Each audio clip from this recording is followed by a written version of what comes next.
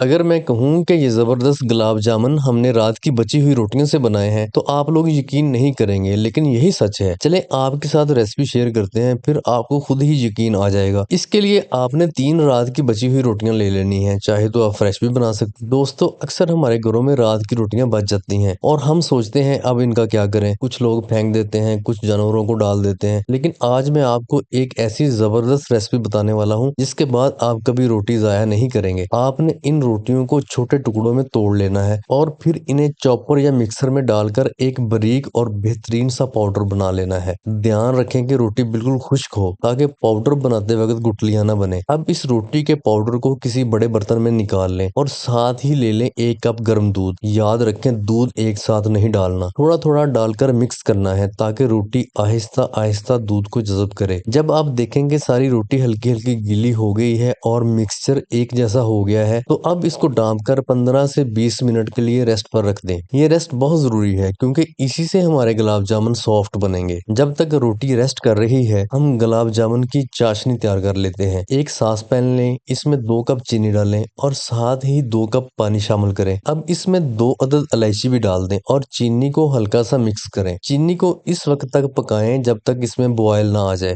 جیسے ہی بوائل آ جائے آپ نے صرف 5 منٹ مزید پکانا ہے۔ چاشنی زیادہ گاڑھی نہیں کرنی، بس ہلکی سی تار والی ہونی چاہیے۔ اب آخر میں 1 ٹیبل سپون لیموں کا رس ڈالیں اور فوراً فلیم آف کر دیں۔ لیموں کا رس ڈالنے سے چاشنی جمتی نہیں اور کافی دیر تک پرفیکٹ رہتی ہے۔ اب واپس چلتے ہیں اپنی بگوئی ہوئی روٹی کی طرف۔ 15 سے 20 منٹ بعد آپ دیکھیں گے کہ روٹی دودھ کو اچھی طرح جذب کر چکی ہے۔ اب اس میں ہم شامل کریں گے 1 T spoon baking powder, ½ T spoon الائچی پاؤڈر اور 2 ٹیبل سپون دیسی گھی۔ دیسی گھی ڈالنے سے گلاب جامن میں وہی مارکیٹ والا ذائقہ آئے گا جو ہم سب کو بہت پسند ہوتا ہے۔ اب اس کے بعد لاسٹ میں ڈالیں گے 1 کپ بھر کے ملک پاؤڈر۔ آپ کسی بھی اچھے برانڈ کا ملک پاؤڈر استعمال کر سکتے ہیں۔ اب ان ساری چیزوں کو ہاتھ کی مدد سے اچھی طرح مکس کریں۔ اس سٹیج پر کوئی جلد بازی نہیں کرنی، آہستہ آہستہ گوندیں، بالکل آٹے کی طرح۔ یہاں ایک اہم بات یاد رکھیں، مکس کرتے ہوئے مزید دودھ نہیں ڈالنا، بس گوندتے جائیں تو یہ خود ہی سافٹ آٹے کی فارم میں آ جائے گا۔ اور دوستو اگر آپ کو ایسی یونیک، آسان اور کم خرچ ریسیپیز پسند ہے تو ابھی چینل کو سبسکرائب کر لیں تاکہ کوئی بھی ویڈیو مس نہ ہو۔ کمنٹ میں یہ بھی بتائیں کہ آپ یہ ویڈیو کس شہر یا کس ملک سے دیکھ رہے ہیں تاکہ میں آپ کا شکریہ ادا کر سکوں۔ اب جب ہمارا مکسچر تیار ہو جائے تو اس کے چھوٹے چھوٹے پیڑے بنائیں اور انہیں گلاب جامن کی شکل دے دیں۔ دھیان رکھیں کہ کہیں سے کریک نہ ہو